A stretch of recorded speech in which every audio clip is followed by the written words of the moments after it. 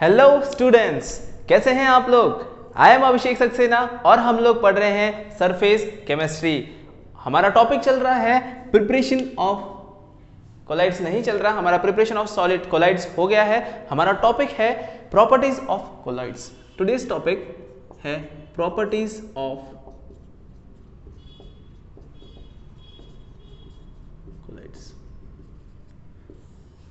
Last lecture में हम लोगों ने 6 प्रॉपर्टी देख ली है बेटा, 6 प्रॉपर्टीज। डू यू रिमेंबर कौन सी प्रॉपर्टीज? 6 प्रॉपर्टीज हो गई हैं। आज 7वीं देखनी है। एक बार जस्ट रिवाइंड कर लेते हैं कि कौन सी 6 प्रॉपर्टी हम पढ़ चुके हैं।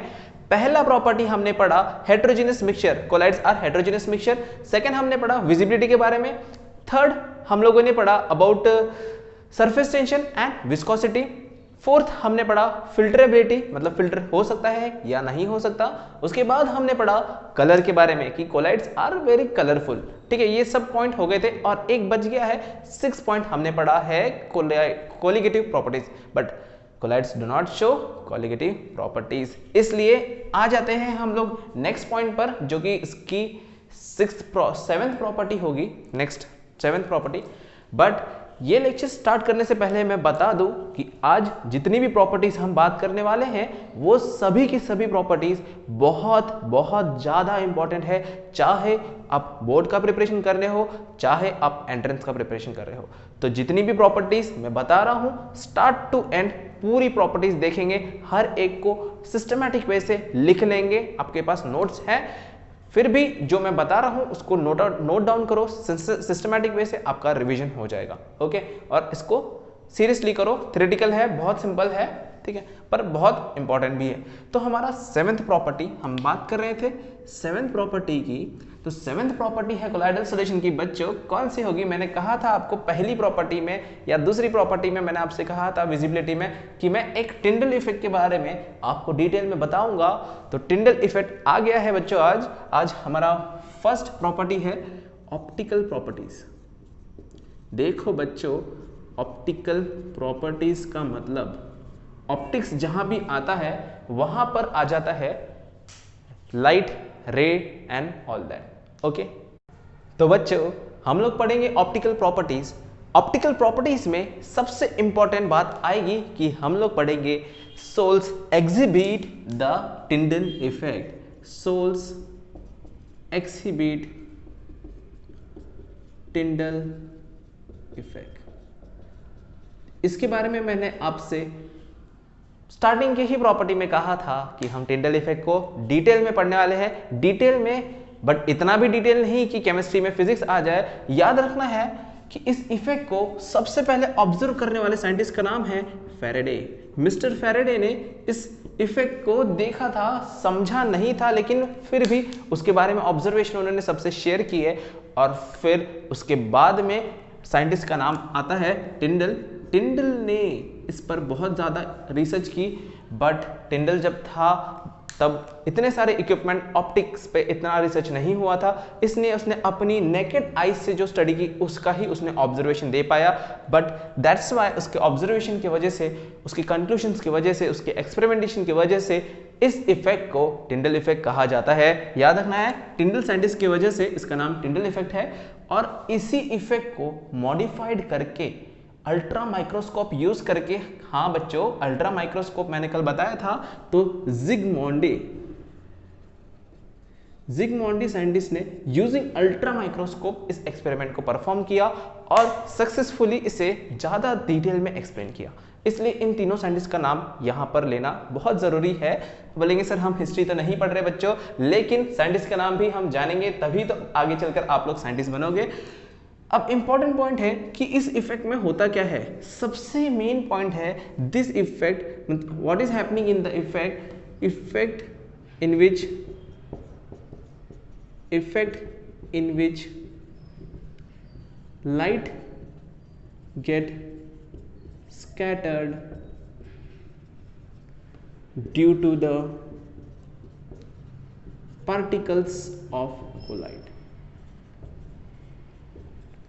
अब बच्चों यहां पर ध्यान देने वाली बात है कि जब हम कोलाइड के मिक्सचर से लाइट को पास करेंगे तो कोलाइड के पार्टिकल लाइट स्कैटर करते हैं। यही बात मैंने आपसे कलर के टॉपिक में भी कहा है और विजिबिलिटी के बारे में भी कहा था, बट यहाँ पर हम टिंडल इफेक्ट पढ़ ही रहे हैं तो इसको डिटेल में देख लेते हैं कि इसका डायग्राम या किस तरीके से हम इसे एक्सप्लेन करेंगे अगर बोर्ड में क्वेश्चन आ जाए तो सबसे इंपॉर्टेंट पॉइंट है कि डिफरेंस क्या है, सिर्फ कोलाइडल सॉल्यूशंस या फिर सस्पेंशन ही टिंडल इफेक्ट शो करते हैं, ट्रू सॉल्यूशन नहीं शो करते। तो आपको समझना होगा कि ट्रू सॉल्यूशन में होता क्या है, what will happen in true solution. पहला मैं ट्रू सॉल्यूशन के बारे में बताता हूं कि अगर मेरे पास एक कंटेनर में ट्रू सॉल्यूशन है, suppose this is a true solution, ठीक है, ब्लू ट्रू सॉल्यूशन बना दिया मैंने, कलरलेस होगा, वो ट्रांसपेरेंट होगा, और मैंने यहाँ पर एक लाइट सोर्स रख दी, ये लाइट आएगी इसके ऊपर बच्चों।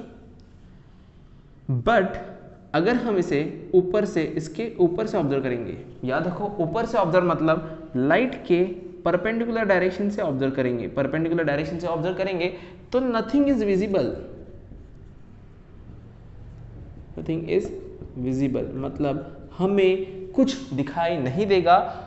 अब आप बोलोगे सर कुछ क्यों नहीं दिखाई देगा, यहाँ तो लाइट है, बट याद रखना है दिस ऑल जो हम ये एक्सपेरिमेंट कर रहे हैं, लाइट वाले एक्सपेरिमेंट, ये अंधेरे रूम में हम एक्सपेरिमेंट करने वाले हैं, मतलब सिर्फ ये लाइट दिखेगी, बट इस ट्रांसपेरेंट मीडियम से अगर मैंने यहाँ शुगर सॉल्यूशन रखा होगा तो शुगर सॉल्यूशन से लाइट पास होते हुए नहीं दिखेगी, यहाँ से कुछ नहीं दिखेगा, और इसके बाहर फिर से यहाँ पर हमें लाइट दिखेगी, हमें इसे लाइट का पाथ नहीं दिखने वाला। याद रखो इस एक्सपेरिमेंट में हमें लाइट का पाथ नहीं दिखेगा, and all whole this experiment is done in the darkness मतलब ये हम डार्क रूम में करने वाले हैं, इसीलिए पूरा रूम अंधेरे में होगा, हमें कुछ नहीं दिखाई देने वाला है, सिर्फ क्या होगा, लाइट सोर्स है, और यहाँ पर हमारा ट्रू सॉल्यूशन है, ट्रू सॉल्यूशन की बात करें और परपेंडिकुलर हम देख रहे हैं तो हमें कुछ नहीं दिखाई देगा, कुछ नहीं मतलब अंधेरा दिखाई देगा, वहाँ पर हमें अंधेरा दिखाई देगा, और बाहर फिर से अगर हम साइड से देखते हैं तो यहाँ साइड में तो लाइट दिखने वाली है। इंपॉर्टेंट पॉइंट इज कि हम कौन से एंगल से देख रहे हैं, perpendicular to the direction of light, ये देखो ये है और परपेंडिकुलर हो गया।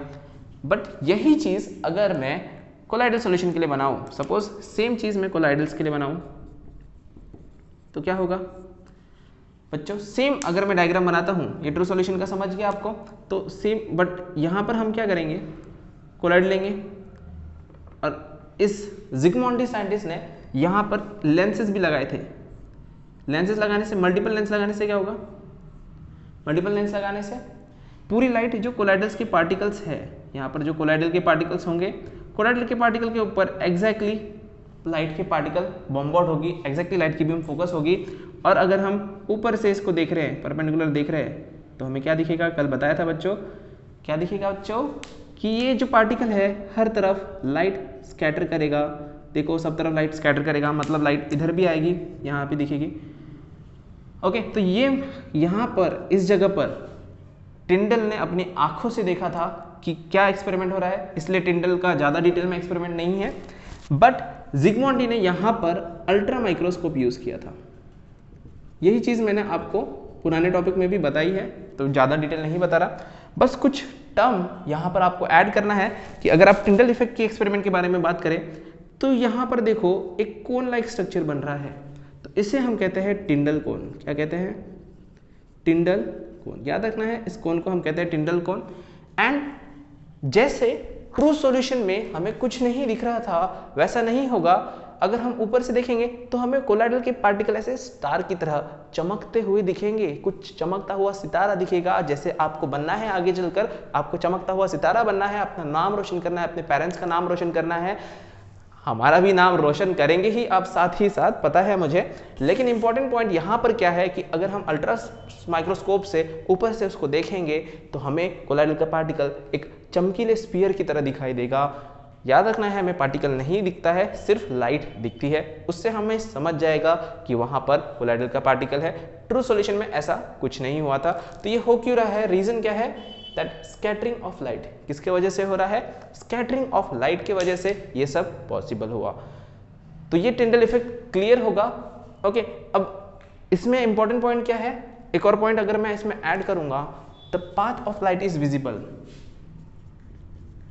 path of light is visible due to the Tyndall effect। मतलब बच्चों इस टिंडल इफेक्ट की वजह से देखो, ये जो लाइट आ रही है इसमें टिंडल कौन बना और यहाँ पर पाथ ऑफ लाइट दिखेगी, मतलब ये लाइट कहाँ से आ रही है, कहाँ जा रही है, हमें सब पता चल जाएगा। कौन कहाँ से आता है, कौन कहाँ जाता है, हमें उससे कुछ लेना देना नहीं है। बट कोलाइडल सॉल्यूशंस यहाँ पर हमें लाइट की डायरेक्शन दिखा रही है, इसलिए हमें समझ जाएगा कि वो एक कोलाइडल सॉल्यूशन है। ये एक्सपेरिमेंट क्यों पढ़ा हमने? अगर हमें चेक करना हो कि हमारे पास एक ट्रू सॉल्यूशन है और एक कोलाइडल सॉल्यूशन है, तो कौन सा कोलाइडल है, तो हम क्या करेंगे, ट्रू सॉल्यूशन को लाइट से पास करके देखेंगे, हमें कुछ नहीं दिखेगा।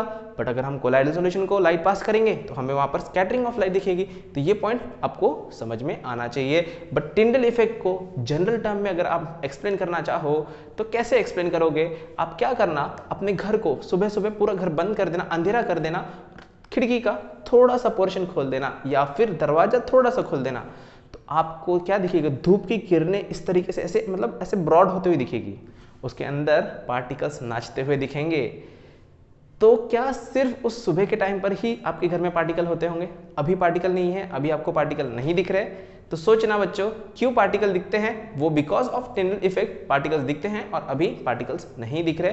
तो एक पर्टिकुलर एंगल होता है, एक पर्टिकुलर लाइट की वेवलेंथ होती है, हमने कलर में बताया था कि वेवलेंथ कौन सी स्कैटर करेगा उसके हिसाब से कलर डिसाइड होता है। अब मैंने एक कंडीशन आपको बताई नहीं, तो कंडीशन फॉर टिंडल इफेक्ट बता देता हूं यहां पर मैं। कंडीशन फॉर टिंडल इफेक्ट दो बहुत ही आसान कंडीशंस है, कंडीशन नहीं होगी तो हम पास कैसे होंगे? वैसे ही अगर कंडीशन फॉलो नहीं होती तो टिंडल इफेक्ट भी नहीं होता। सबसे पहली बात बहुत सिंपल याद रखना है, ये गेम चल रहा है ऑप्टिक्स का, और जहां पर ऑप्टिक्स आ गया रिफ्लेक्शन आ जाएगा, स्कैटरिंग ऑफ लाइट आ जाएगा, रिफ्रैक्शन आ जाएगा, तो वहां पर आप एक टर्म पढ़ते हैं रिफ्रैक्टिव इंडेक्स। तो याद रखना है कि here magnitude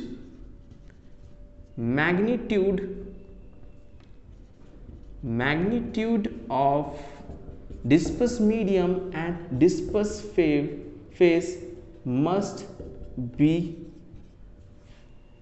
must have larger difference। इसका मतलब कि डिस्पर्स फेज और डिस्पर्स मीडियम में जो पार्टिकल्स है उन पार्टिकल्स का रिफ्रैक्टिव इंडेक्स अलग अलग होना चाहिए, बहुत ज़्यादा डिफरेंस होना चाहिए उनके रिफ्रैक्टिव इंडेक्स में। अगर सेम होंगे तो कुछ पता ही नहीं चलेगा लाइट किधर से जा रही है, किधर रिफ्रैक्ट हो रही है। तो ये पॉइंट याद रखेंगे। और दूसरा इंपॉर्टेंट पॉइंट बच्चों, wavelength of diameter of particle, diameter of particle must not be much smaller than wavelength of light।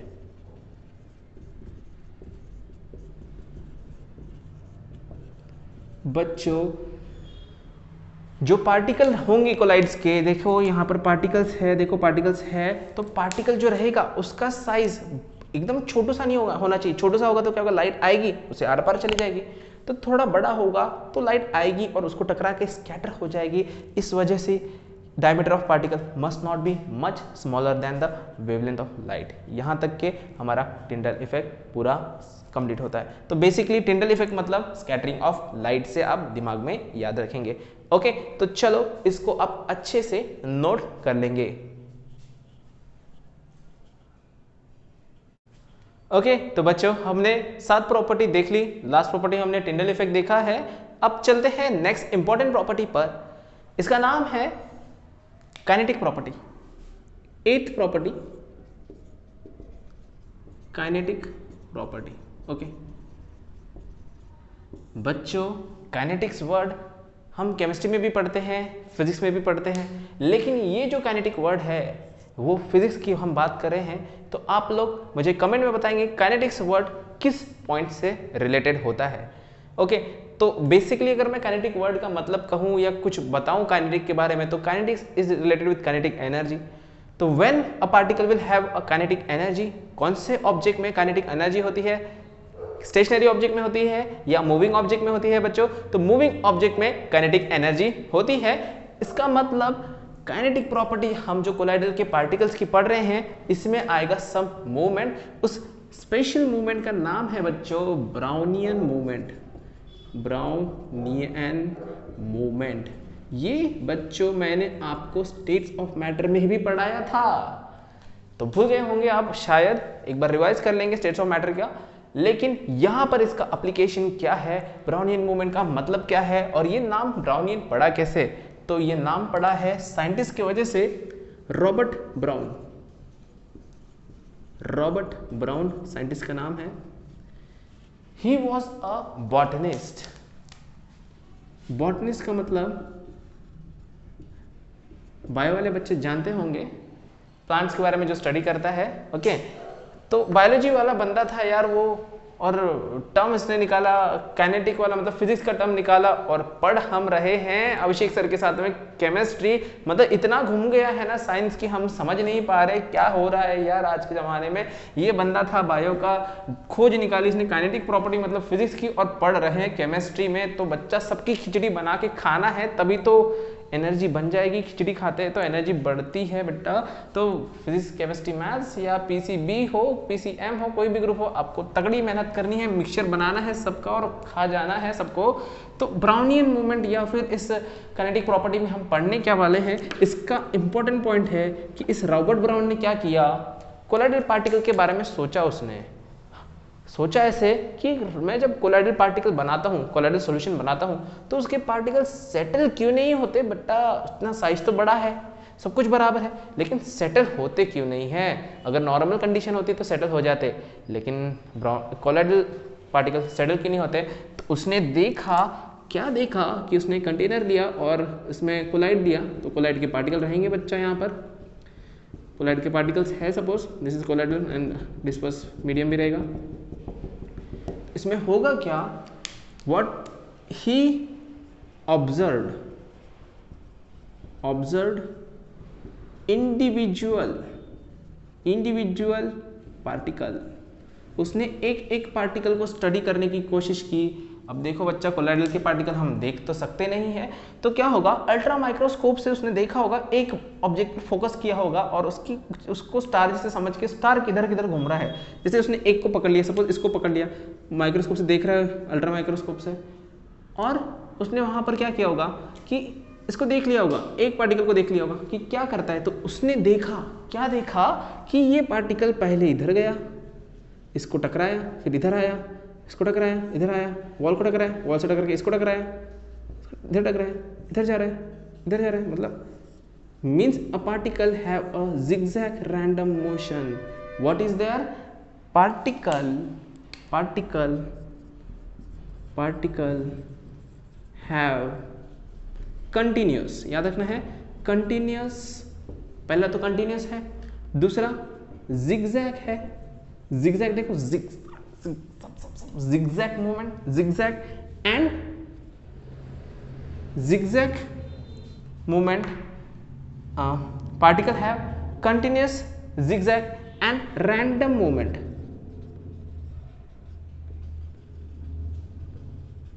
देखो कोई डिसाइडेड नहीं है, ये पहले यहां आया, इसको ठोक दिया, इसको ठोक दिया, तो ये पार्टिकल भी इधर भाग जाएगा, ये पार्टिकल नीचे आ जाएगा, इधर किसी और पार्टिकल को ठोक दिया, इधर आ गया, इधर आ गया, मतलब टकराते जा रहा है। इस वजह से particle is having continuous zigzag motion, random movement. इस मूवमेंट को हम कहते हैं ब्राउनियन मूवमेंट। हमने गैस के भी पार्टिकल में यही कहा था, gas particle shows Brownian movement. याद रखना है बच्चों, it is very very important point. अब याद, इसमें एक और पॉइंट क्या आएगा कि ये पार्टिकल कंटिन्यूसली मूव क्यों होते रहते हैं। तो कंटिन्यूसली मूव होने का तो बहुत सारे रीजन आ सकते हैं, लेकिन एक पार्टिकल मूव होगा तो एक पार्टिकल मूव होगा। सपोज इमेजिन करो, इस रूम में आप अपने पूरे फैमिली के साथ हो, आपके दोस्त की फैमिली के साथ भी हो, 2-3 फैमिलीज है यहाँ पर, और एक पागल आदमी को भेज दिया अंदर मैंने, वो सबको टकराते टकराते आ रहा है। तो आप जितने भी यहाँ लोग होंगे वो सब लोग भी मूव करते रहेंगे, जहाँ जहाँ पागल आदमी जाएगा आप उससे दूर जाओगे, इधर उधर घूमते रहोगे। इसका मतलब अगर एक भी पार्टिकल मूव होता है तो बाकी सारे पार्टिकल मूव होंगे। लेकिन कोलाइडल में एक नहीं, सारे पार्टिकल मूव होते रहते हैं। अब वो मूव क्यों होते रहते हैं? Because they strike each other and the wall of container. मतलब बच्चों एक दूसरे से टकराते हैं और वॉल को भी टकराते हैं। इस वजह से कंटिन्यूसली वो एक जिगजैग और रैंडम मोशन परफॉर्म करते हैं। उस मोशन को हम कहेंगे ब्राउनियन मूवमेंट, जो कि रॉबर्ट ब्राउन ने बताया था। अब इसमें रॉबर्ट ब्राउन ने कुछ और डिटेल्स बताई है। यहाँ पर उसने एक विस्कोसिटी, फिर से आ गया, विस्कोसिटी टर्म यूज किया है। मैंने आपको कल भी बताया था विस्कोसिटी का मतलब, फिर से बताता हूं, अपोजिशन और resistance to flow. It is resistance to flow, मतलब जितना हम फ्लो को रेजिस्ट करेंगे। तो कौन सा सब्सटेंस रेजिस्ट करता है, कौन सा नहीं करता। सोच लो कि अगर मेरे पास सादा पानी है, वाटर, तो वाटर को अगर मैं गिराऊं ऊपर से ड्रॉप, तो वाटर का ड्रॉप इजीली गिर जाएगा। बट वाटर की जगह मैं हनी रखता हूं तो हनी का ड्रॉप बहुत स्लोली गिरेगा। Why? Because honey is denser then water. तो डेंसिटी है, पार्टिकल्स है। तो वही हम देखते हैं कि अगर बच्चों विस्कोसिटी बढ़ जाती है, विस्कोसिटी बढ़ गई मतलब रेजिस्टेंस बढ़ गया, तो ब्राउनियन मूवमेंट के साथ क्या होगा बच्चों? तो ब्राउनियन मूवमेंट हो जाएगी लेस। मतलब if the viscosity is increased, viscosity अगर बढ़ जाती है तो ब्राउनियन मूवमेंट हो जाती है कम, और अगर मैं विस्कोसिटी कम कर दूं तो ब्राउनियन मूवमेंट बच्चा, रेजिस्टेंस कम हो गया तो फ्लो फास्ट हो जाएगा। समझ रहे हैं? अब आप बोलेंगे सर विस्कोसिटी कम कैसे करेंगे? तो विस्कोसिटी कम करने के लिए हमारे पास दो तरीके हैं। दो तरीके कौन से? हम एक्चुअली टेम्परेचर भी आता है, बट यहाँ पर हम टेम्परेचर नहीं यूज करने वाले, हम यहाँ पर बात कर रहे हैं कोलाइडल पार्टिकल्स की।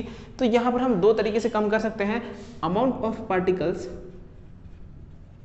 मतलब अगर हम पार्टिकल्स की क्वांटिटी एडजस्ट कर सकते हैं कम या ज़्यादा, या फिर हम साइज ऑफ पार्टिकल भी एडजस्ट कर सकते हैं।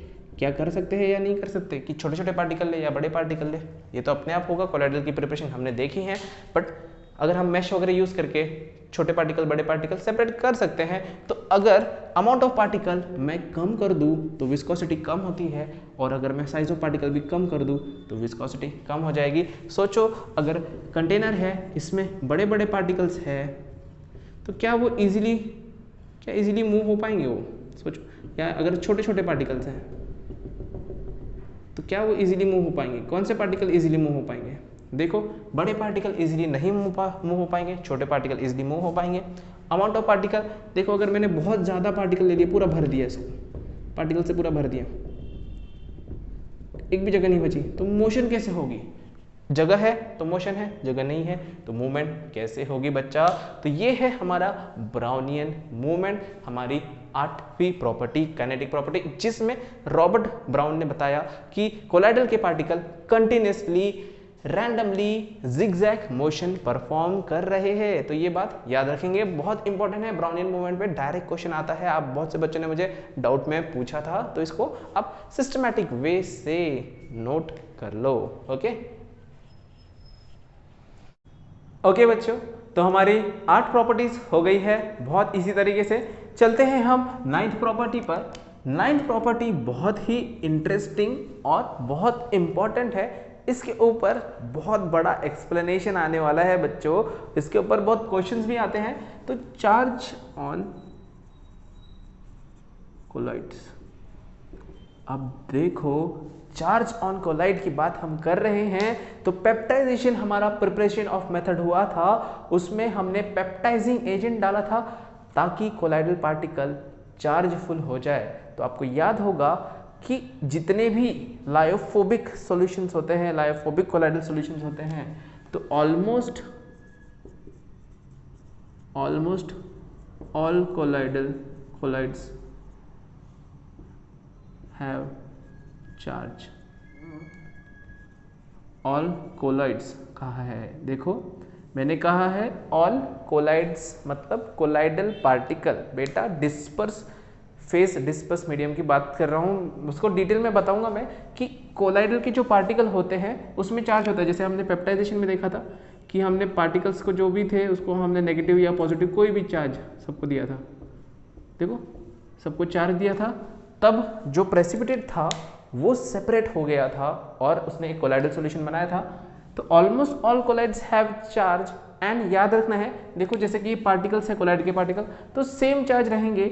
ऐसा नहीं होगा कि एक को नेगेटिव बना दिया दूसरे को पॉजिटिव, ऐसा नहीं करना बच्चों। तो क्या होगा, all colloidal particles for one colloid, all particles have same charge. अब देखो मैं जो कोलाइड पार्टिकल बोल रहा हूँ, कोलाइड बोल रहा हूँ, ये मैं डिस्पर्स फेज की बात कर रहा हूँ।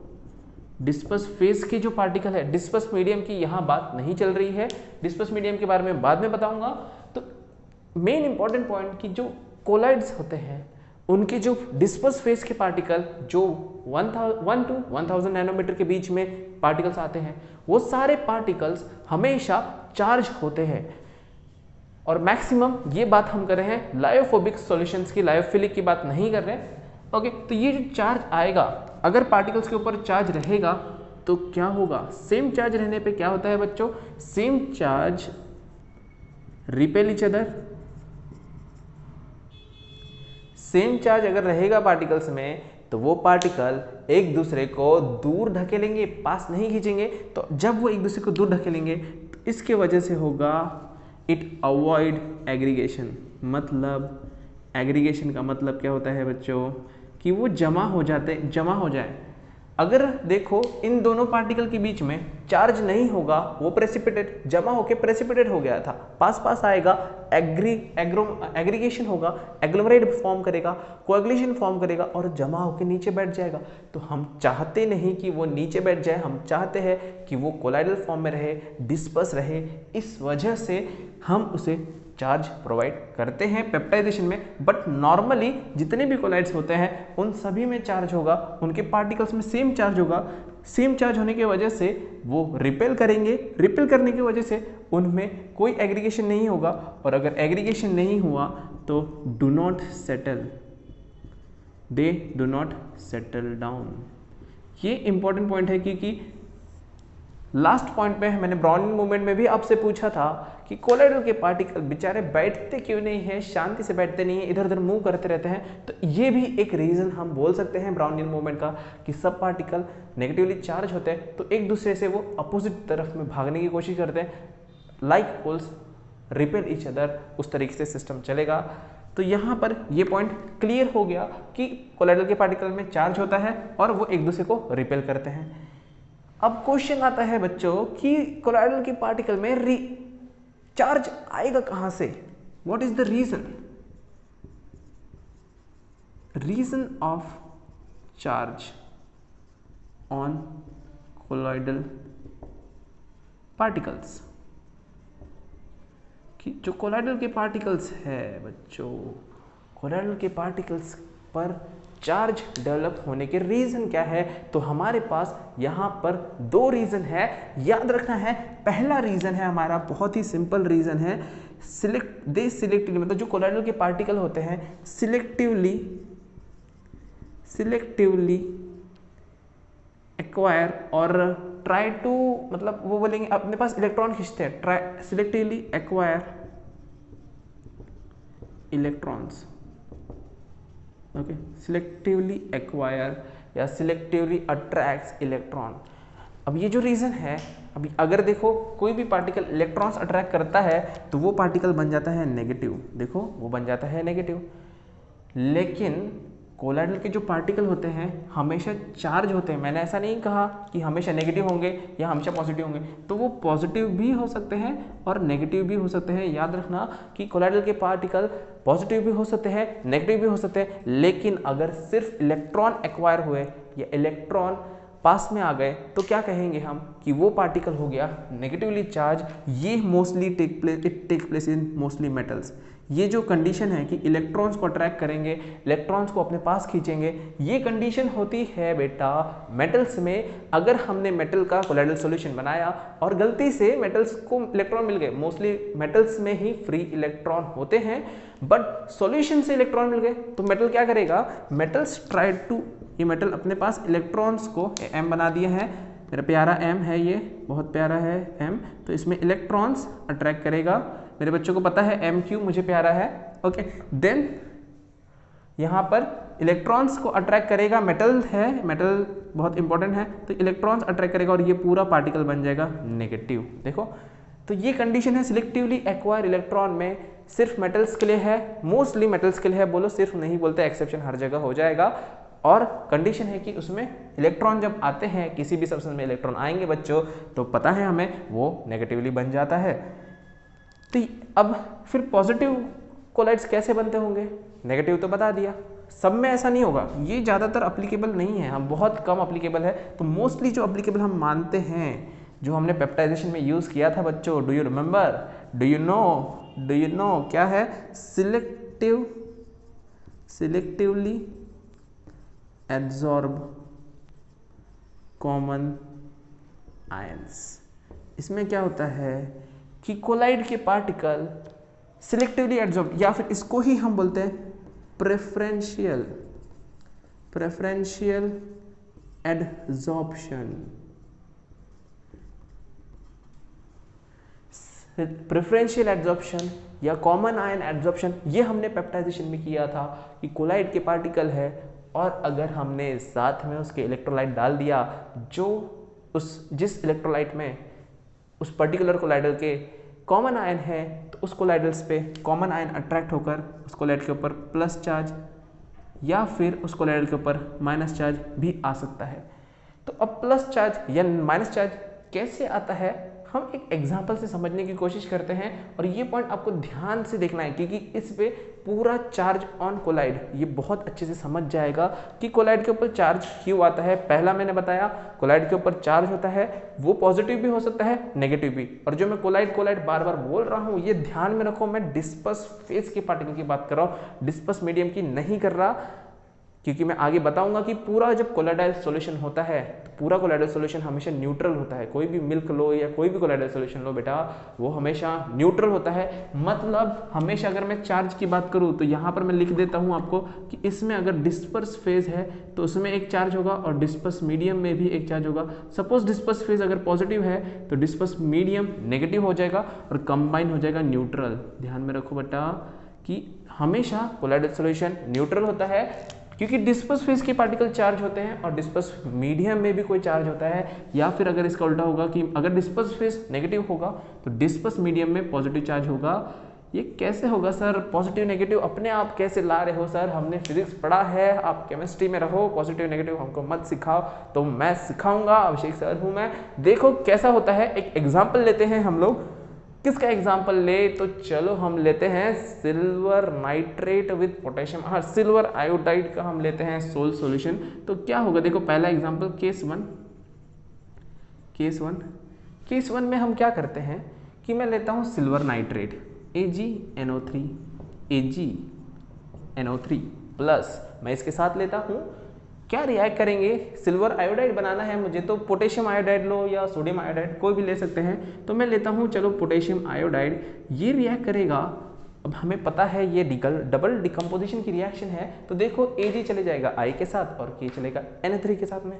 देखो तो यहाँ बन जाएगा हमारा AgI, ये हमारा हो गया कोलाइड।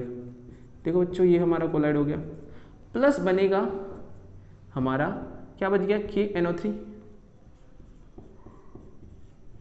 ठीक है, अब कंडीशन क्या है बेटा? देखो कि अगर मैं इस सॉल्यूशन में AgNO3 को ले लूँ लिमिटेड, मतलब मैं इसको ले लेता हूँ लिमिटेड में और इसको ले लूँ एक्सेस में, तो आपको एक्सेस रिएजेंट और लिमिटिंग रिएजेंट मैंने ही पढ़ा है, नहीं पढ़ाया तो याद करो, रिवाइज करो। एक्सेस रिएजेंट और लिमिटेड रिएजेंट क्या होता है? तो लिमिटेड मतलब जो कम क्वांटिटी में होता है। सपोज मैंने इसके लिए 10 मोल्स, तो क्या होगा? Ag के भी हो जाएंगे 10 मोल्स और नाइट्रेट के भी हो जाएंगे 10 मोल्स, क्योंकि मैंने ये 10 मोल दिया है। और ये सपोज ले लिया 100 मोल, ठीक है, तो K के हो जाएंगे 100 और I के भी हो जाएंगे 100 मोल। जब वो स्प्लिट होगा, आयनाइज होगा, K प्लस और I नेगेटिव बनेगा। देखो बच्चों, अब लिमिटिंग रिएजेंट जितना होता है उतनी ही रिएक्शन होती है, बाकी का बच जाता है। तो Ag 10 है तो ये भी Ag 10 बनाएगा और ये भी 10 बनाएगा और ये टोटल 10 मोल्स ही बनने वाले हैं। ये आपने बहुत अच्छे से पढ़ा है, इसको मैं फिर से नहीं बताऊंगा। तो देखो बचेगा कौन? और यहाँ पर NO3 भी 10 है, याद रखो NO3 भी 10 है, तो ये भी 10 हो गया, ये भी 10 हो गया, ये बन गया 10 मोल्स। तो कुछ बच रहा है। ध्यान से देखो, कैलकुलेशन करोगे तो K का 100 है, यहाँ पर 10 गया, I का 100 है, 10 गया, तो बच गया वहाँ पर कुछ तो भी बच गए। दो आयंस बच रहे हैं। देखो यहाँ पर 2 आयंस बच रहे हैं, यहाँ पर बच रहा है I नेगेटिव और यहाँ पर बच रहा है दूसरा कौन सा बच रहा है K पॉजिटिव। ये बच जाएगा 90 और ये बच जाएगा 90। मतलब हमारे पास 2 आयंस एक्सेस में है, हमारे पास ये 2 आयंस एक्सेस में दिख रहे हैं, हमारे पास इन दोनों की क्वांटिटी ज़्यादा सी है, मतलब I नेगेटिव भी है, K पॉजिटिव भी है। अब क्या होगा बेटा, देखो इस सॉल्यूशन में हमारे पास कोलाइडल है AgI, तो कोलाइडल बन गया हमारा AgI, ये पार्टिकल है। तो ड्यू टू कौन सा effect, common ion, due to common ion क्या होगा, due to common ion effect क्या होगा, I negative is adsorb and colloid become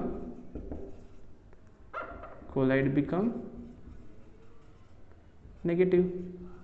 देखो कैसे, अब AgI है, यहाँ पर 2 आयन है, I भी है K भी है, पर इसको प्यारा कौन है, इसके साथ में कौन है, I है।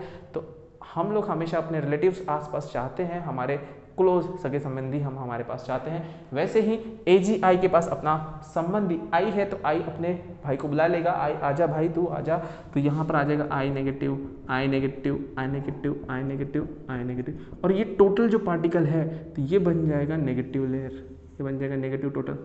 समझ में आया नेगेटिव कैसे बन गया, क्लियर है। बट याद रखो वहाँ पर K पॉजिटिव बच रहा है, इसका मतलब ये जिस सॉल्यूशन में होगा, ये जिस मिक्सचर, ये पूरा जो कोलाइडल सॉल्यूशन, तो बाहर K पॉजिटिव बच रहा है, K पॉजिटिव बच रहा है, K पॉजिटिव बच रहा है। इसके बारे में मैं बाद में बताऊंगा, पहले हम इसको कंप्लीट कर देते हैं। तो केस 1 आपको समझ गया होगा कि AgNO3 था, कॉमन आयन की वजह से AgI का कोलाइडल सॉल्यूशन बना हमारा और उस पर I नेगेटिव एडजॉर्ब हुआ कॉमन आयन, या फिर उसको ही हम कहते हैं प्रिफरेंशियल एडजॉर्प्शन, याद रखना है। इसका मैं उल्टा कर लेता हूँ केस 2 में। देखो बच्चों कि केस 2 में क्या करता हूँ, बहुत ही जल्दी समझ जाएगा आपको, अभी केस 1 समझ गया होगा आपको अच्छे से। तो मैं यहाँ करता हूँ कि AgNO3 लेता हूँ प्लस वही KI, तो प्रोडक्ट तो वही बनेगा AgI, बट मैं यहाँ पर क्या करता हूँ कि AgNO3 को मैं अब यहाँ लिमिटेड लिया था, तो मैं यहाँ पर इसको ले लेता हूँ एक्सेस में और इसको लेता हूँ KI को लिमिटेड में, ठीक है। तो ये क्या बन जाएगा, अब ये देखो, ये 100, ये हुआ 100, ये हुआ 10 और ये हुआ 10, तो ये तो 10 है, इसकी वजह से ये पूरा 10 बन जाएगा। ये तो हमारा कोलाइडल तो कुछ फर्क नहीं पड़ने वाला, तो यहाँ पर ये आ गया 10, ये भी 10 आ गए। देखो ये हमारा कोलाइड है, या सोल बोलो इसको, कोलाइड सॉल्यूशन। तो AgI तो हमारा कोलाइड है। अब देखो, अब AgI के साथ में हमारा क्या बनेगा, देखो ये तो KNO3 तो बनने ही वाला था, बट NO3 100 है लेकिन K 10 है, तो फिर से K भी 10 आ जाएगा और NO3 भी 10 आ जाएगा। अब देखो बच क्या रहा है बच्चों, देखो Ag 100 था, यूज कितना हुआ, 10 यूज हुआ, तो 10 माइनस कर देंगे तो बचेगा Ag पॉजिटिव, ये बचेगा 90, हमारे पास में 90 है, और दूसरा बचेगा हमारे पास में NO3 नेगेटिव। देखो NO3 नेगेटिव, ये भी हमारे पास 90 है, एक्सेस में है, मतलब इस बार हमारे पास में Ag पॉजिटिव और NO3 नेगेटिव एक्सेस में बच रहा है, 90 दिख रहा है वो लास्ट का। So this one is also 90, मतलब इस मिक्सचर में Ag पॉजिटिव के एक्स्ट्रा आयन है, तो हमारा यहाँ पर बन जाएगा AgI, हमारा नहीं AgI का कोलाइडल पार्टिकल बनने के बाद में AgI, वो Ag है, सिल्वर है, यहाँ पर सिल्वर अपने आयन को पास बुला लेगा, प्यारे मेरे प्यारे भाई आजा मेरे पास में, गले लग जा, मुझे कोरोना है भाई, गले नहीं लगना है, दूर सोशल डिस्टेंसिंग मेंटेन करना है हम लोग को। तो यहाँ पर आ जाएगा Ag positive, Ag positive, Ag positive, Ag positive, Ag positive, और ये पूरा अपने सर पे पॉजिटिव चार्ज बना देगा, तो पॉजिटिव चार्ज बनेगा। लेकिन देखो जिस मिक्सचर में वो प्रेजेंट है, जिस मिक्सचर प्रेजेंट है वहाँ पर NO3 नेगेटिव भी है, तो ये तो पॉजिटिव बन गया, लेकिन जो मिक्सचर के पार्टिकल्स है वहाँ पर NO3 नेगेटिव भी है, NO3 नेगेटिव भी है। तो जो मैंने कहा था कि जब कोलाइडल डिस्पर्स पार्टिकल पॉजिटिव होंगे, देखो डिस्पर्स पार्टिकल पॉजिटिव होंगे तो जो डिस्पर्स मीडियम होगा वो नेगेटिव होगा, डिस्पर्स मीडियम नेगेटिव हो गया, ये डिस्पर्स पार्टिकल डिस्पर्स मीडियम, यहाँ पर जब डिस्पर्स फेज नेगेटिव होगा, देखो AgI नेगेटिव हो गया था तो डिस्पर्स मीडियम बन गया पॉजिटिव, उसका जो मीडियम है वहाँ पर पॉजिटिव आयंस बन गए। और टोटल जब हम कोलाइडल की बात करते हैं तो टोटल कोलाइडल मिक्सचर हमेशा हमेशा न्यूट्रल रहेगा, लेकिन उसके जो पार्टिकल्स रहेंगे, उसके अंदर जो पार्टिकल्स रहेंगे वो या तो नेगेटिव होंगे या तो पॉजिटिव होंगे। लेकिन अगर ये नेगेटिव है तो इसके अंदर जो डिस्पर्स मीडियम होगा वो पॉजिटिव होगा, या उसका उल्टा वाइस वर्सा। तो ये पॉइंट बहुत इंपॉर्टेंट है, इस पॉइंट को नोट कर लेंगे आप अच्छे से। ये पॉइंट अभी खत्म नहीं हुआ, इसके आगे का देखो, यहाँ पर 2 आयंस बन रहे हैं पॉजिटिव और नेगेटिव। तो देखो जहाँ पॉजिटिव है नेगेटिव है तो प्यार बढ़ जाता है, तो कुछ नया फॉर्म होगा वहाँ पर। तो पहले आप इसको नोट डाउन कर लो अच्छे से, और उसके बाद मैं फिर आपको एक और पॉइंट इसी पॉइंट पे बताता हूँ। ठीक, चलो नोट कर लेंगे इसको अच्छे से। ओके बच्चों, तो आपको समझ गया होगा किस तरीके से कोलाइडल सॉल्यूशन न्यूट्रल होता है, बट उसमें डिस्पर्स फेज एक चार्ज लेकर आएगा, डिस्पर्स मीडियम भी एक चार्ज लेकर आएगा। यहाँ पर 2 चार्ज बन गए और 2 चार्ज की वजह से एक नया पॉइंट आ जाता है, यहाँ पर बन जाता है electric double layer.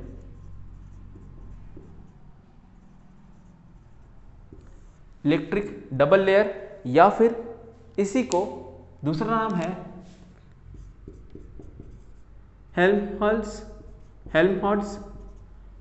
Double layer. इसी को दूसरा नाम है हेल्महोल्ट्ज डबल लेयर। अब देखो डबल लेयर क्यों कहा, इलेक्ट्रिक डबल लेयर क्यों कहा बच्चों, देखो यहाँ Ag- K+, यहाँ पर Ag कोलाइडल पार्टिकल के बाहर Ag+ और NO3-, मतलब अगर मैं इसको थोड़ा रिप्रेजेंट करूँ, देखो डबल लेयर कैसे बनेगा। ये अगर मेरा कोलाइडल पार्टिकल है, सपोज छोटा सा बना दिया कोलाइडल पार्टिकल, तो कोलाइडल पार्टिकल के बाहर अगर मेरे पास में पॉजिटिव लेयर बनती है, पॉजिटिव लेयर अगर बनती है, देखो आपको दिख रहा है, इसको थोड़ा बड़ा कर देता हूँ। चलो, अगर मेरे पास कोलाइडल पार्टिकल है और इसके सरफेस पर सपोज पॉजिटिव चार्ज बन गया, जैसे कि यहाँ पर बना था पॉजिटिव चार्ज, तो ये एक लेयर बना देगा पॉजिटिव चार्ज की लेयर। तो पॉजिटिव चार्ज की लेयर तो उसके सरफेस पे बन गई, लेकिन देखो मिक्सचर में NO3 नेगेटिव है, तो जहां पॉजिटिव और नेगेटिव आ जाता है, पॉजिटिव नेगेटिव को अपने पास अट्रैक्ट करने की कोशिश करता है, तो नेगेटिव चार्ज भी इसके बाहर जमा हो जाएगा इस तरीके से। तो वो जो नेगेटिव चार्ज जमा होगा वो एक और लेयर फॉर्म करेगा। तो देखो यहाँ पर 2 लेयर बन रही है, एक अंदर की लेयर जो एक्चुअल कोलाइडल का चार्ज है, ये जो अंदर का चार्ज है एक्चुअल कोलाइडल का चार्ज है, और बाहर की जो लेयर है वो मिक्सचर या फिर डिस्पर्स मीडियम से उसने अट्रैक्ट कर लिया है। इसका उल्टा भी हो सकता है। देखो बच्चों, अगर कोलाइडल पार्टिकल के ऊपर माइनस चार्ज आ जाए, जैसे कि यहाँ पर आया था, माइनस चार्ज आ जाए तो नेगेटिव लेयर बनेगी, और नेगेटिव लेयर के ऊपर देखो कौन सी लेयर बनेगी, K पॉजिटिव की पॉजिटिव लेयर बन जाएगी। तो ऐसा जरूरी नहीं है कि कोई एक लेयर बनने वाली, कभी पॉजिटिव नेगेटिव, नेगेटिव पॉजिटिव, कोई भी लेयर बन सकती है। अगर कोलाइडल पॉजिटिव है तो उसके ऊपर पॉजिटिव नेगेटिव लेयर, अगर कोलाइडल नेगेटिव है तो नेगेटिव पॉजिटिव। देखो 2 लेयर बन रही है, तो यहाँ पर 2 लेयर है तो 2 लेयर के नाम भी कुछ होंगे। तो पहला जो अंदर वाला लेयर है, अंदर वाला लेयर देखो, ये जो यहाँ पॉजिटिव और इधर नेगेटिव है, this one is very very important. ये जो फर्स्ट लेयर है, फर्स्ट लेयर को हम कहते हैं स्टेशनरी लेयर, स्टेशनरी लेयर। इसी को हम कहते हैं फिक्स लेयर, फिक्स लेयर, या फिर इसी लेयर को मैं कहता हूं कॉम्पैक्ट लेयर। ये लेयर बहुत ही स्ट्रांग होती है क्योंकि कोलाइडल के पार्टिकल ने उसे एब्जॉर्ब किया है, एब्जॉर्ब होकर वो उसके सरफेस पर आ गई है। बट ये जो सेकेंड लेयर है, देखो ये सेकेंड लेयर, इसको आप सेकेंड लेयर भी बोल सकते हो। तो देखो यहाँ स्टेशनरी कहा है, तो this layer is mobile layer, mobile layer. Mobile layer का मतलब क्या होता है बच्चों, ये जो लेयर होती है इसके जो चार्जेस होते हैं वो घूमते रहते हैं। देखो क्योंकि वो मिक्सचर से, तो मिक्सचर के जो चार्ज पास में आ जाएंगे फिर कभी दूर चले जाएंगे, दूर, तो ये दिस चार्जेस आर मूविंग, इसलिए इसको हम मोबाइल चार्ज कहते हैं, मोबाइल लेयर कहते हैं। या फिर जैसे इसको मैंने कॉम्पैक्ट लेयर कहा या फिक्स लेयर कहा, तो इसको हम डिफ्यूज लेयर भी कहते हैं, डिफ्यूज लेयर।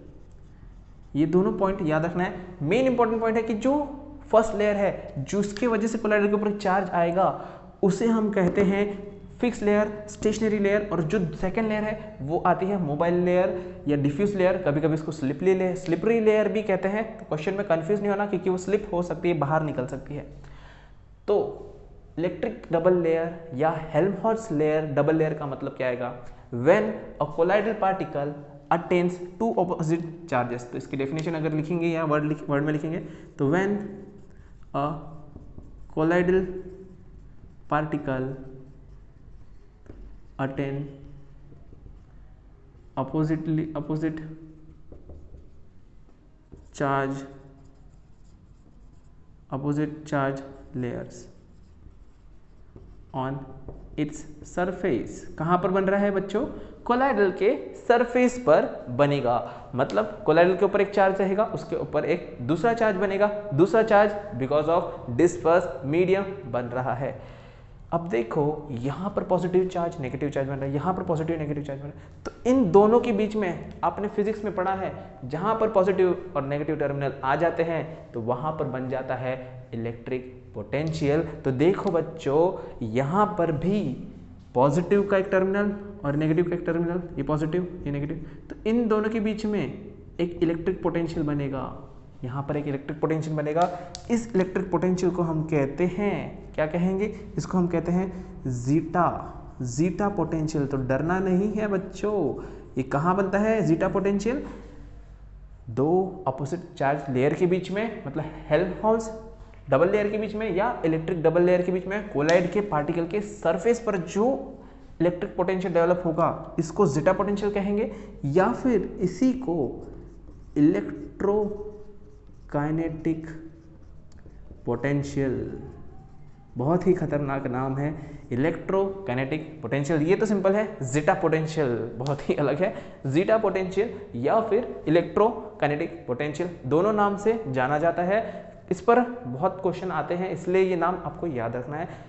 अगर इसके वर्डिंग में लिखने जाएंगे तो it is the potential difference between the oppositely charge layer of the colloidal particle, ऐसा इसका डेफिनेशन आप लिख सकते हो। ओके, तो यहाँ पर ये पॉइंट कंप्लीट हुआ। लेकिन अब बच्चों आप दिमाग में आप क्या आएगा कि प्लस चार्ज किसके ऊपर दे, माइनस चार्ज किसके ऊपर दे, तो कौन सा पॉजिटिव कौन सा नेगेटिव, तो वो बताता हूँ, इसको नोट कर लो अच्छे से। ये इसलिए रखा क्योंकि देखो यहाँ पर पॉजिटिव नेगेटिव, आपको ये डायग्राम बनाने में कोई कंफ्यूजन ना हो। ओके, तो कैसे पॉजिटिव आता है और उसके साथ में नेगेटिव, और कैसे नेगेटिव के साथ पॉजिटिव आता है, ये ध्यान में रखेंगे। इसको नोट कर लो। एक जस्ट चार्ज का पॉइंट हम कंप्लीट करते हैं, ठीक है। ओके बच्चों, तो हमने अब तक देख लिया how charge is present on colloid. लेकिन क्वेश्चन आता है कि कौन से कोलाइड में पॉजिटिव चार्ज आएगा और कौन से कोलाइड में नेगेटिव चार्ज आएगा। इसके लिए एक सिंपल सा टेबल आपके एनसीईआरटी में दिया है, वो आपको पूरा याद करना है। तो देखो मैं यहाँ लिखता हूँ नेगेटिव सोल के बारे में कि कौन से सोल मोस्टली नेगेटिव रहेंगे और कौन से पॉजिटिव रहेंगे। सॉरी, यहाँ पे मैं पॉजिटिव कर देता हूँ। चलो, पहला पॉजिटिव आना चाहिए, तो positive sol, and second one negative sol. चलो ठीक है। तो पॉजिटिव सोल का मतलब ये रहेगा कि जिस कोलाइड में या जिस कोलाइडल सॉल्यूशन में डिस्पर्स फेज पॉजिटिव होंगे, याद रखना, और नेगेटिव सोल का मतलब जिसमें डिस्पर्स फेज नेगेटिव होंगे। ओके, यहाँ तक क्लियर है? ठीक है। तो पहला एग्जाम्पल पॉजिटिव सोल में मैं बताता हूँ। पॉजिटिव सोल में पहला एग्जाम्पल अगर हम लेते हैं तो आएगा मेटल हाइड्रोक्साइड सोल। तो जितने भी मेटल हाइड्रोक्साइड सोल है वो सारे के सारे पॉजिटिव सोल होंगे। जितने भी मेटल हाइड्रोक्साइड सोल है वो सारे के सारे पॉजिटिव सोल होंगे। जैसे एग्जाम्पल, इनके एग्जाम्पल की बात करें तो इसमें आएगा CrOH thrice, AlOH thrice. Okay, hydroxides, metal hydroxide, जितने भी मेटल हाइड्रोक्साइड सोल होंगे वो सब पॉजिटिव सोल होंगे। ओके, तो मेटल हाइड्रोक्साइड सोल हो गए हमारे पॉजिटिव। तो यहाँ पर आएगा हमारा फर्स्ट नेगेटिव में, तो मेटल का यहाँ लिया है तो यहाँ भी हम मेटल का एग्जांपल लेते हैं। तो मेटल सल्फाइड सोल, तो इसका एक एग्जांपल हमने देखा था आर्सेनिक सल्फाइड AS2S3 का और कौन सा एग्जाम्पल देखा था, आर्सेनिक सल्फाइड। और तो नेगेटिव सोल में मेटल सल्फाइड सोल है, उसका एग्जाम्पल हमने आर्सेनिक सल्फाइड लिखा। इसमें और एग्जाम्पल एंटीमनी सल्फाइड, इसमें कैडमियम सल्फाइड का भी एग्जाम्पल आ जाएगा। तो सल्फाइड, मेटलिक सल्फाइड के जितने भी सोल होंगे वो सारे के सारे आएंगे नेगेटिव सोल में। अब मैं सेकेंड पॉइंट ले लेता हूँ। तो यहाँ पर आएगा सेकेंड, अगर हम एग्जाम्पल की बात करें सेकेंड टाइप कौन सा आता है, तो यहाँ पर आएगा हाइड्रेटेड मेटल सोल। चलो, हाइड्रेटेड मेटल सोल जिसमें वाटर हो साथ में। यहाँ पर अगर बात करूँ तो सिर्फ मेटल सोल्स, जितने भी मेटल सोल है, ठीक है, इनके एग्जाम्पल लें तो ओके, इनके example hydrated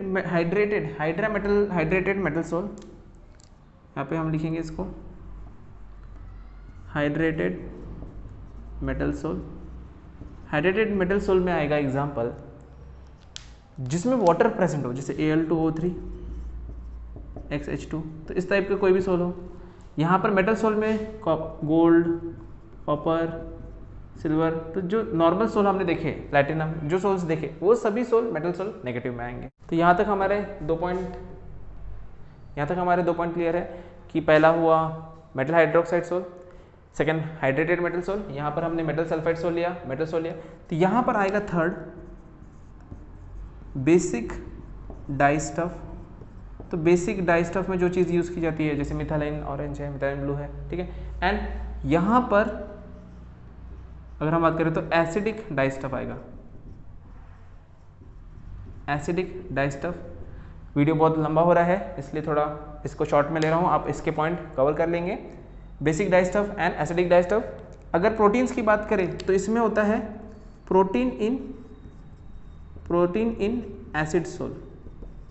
protein in acid का अगर हम लेते हैं, प्रोटीन इन एसिड, तो जो सोल बनेगा वो बनेगा पॉजिटिव। और अगर हम लेते हैं प्रोटीन इन बेसिक मीडियम, तो जो सोल बनेगा प्रोटीन इन बेसिक, तो वो जो सोल बनेगा वो बनेगा नेगेटिव। और अब हम अगर नेचुरल सोल में बात करें कि नेचुरल पॉजिटिव सोल कौन सा है, तो याद रखना blood is positive, blood positive होता है। और ब्लड के अंदर कौन से पार्टिकल होता है, याद रखो हेमोग्लोबिन, हेमोग्लोबिन। तो बायो वाले के लिए ये बहुत ही इंपॉर्टेंट है, बाकी केमिस्ट्री के लिए भी ये क्वेश्चन पूछा जाता है। अगर हम नेगेटिव सोल में अगर जनरल नेचुरल सोल्स की बात करें तो जिलेटिन है, स्टार्च है, स्टार्च का जो सोल होगा, गम का जो सोल होगा, या फिर क्ले का कोई, अगर क्ले से हम सोल बनाते हैं, या फिर चारकोल, अगर हम चारकोल से कोई सोल बनाते हैं। तो ये हुआ हमारा पॉजिटिव सोल और नेगेटिव सोल हम कैसे रिप्रेजेंट कर सकते हैं। तो ये चार्ट आपको एनसीईआरटी में दिया है, एग्जैक्टली डायरेक्ट क्वेश्चन इससे पूछा जाता है, इसलिए इसको आप सीरियसली अच्छे से नोट कर लेंगे और याद करना है आपको इन सभी के एग्जाम्पल। कोई भी एग्जाम्पल आपको एमसीक्यू में पूछा जा सकता है और बोर्ड में भी इस पर क्वेश्चन आता है। ओके, तो इसको नोट कर लेंगे आप लोग।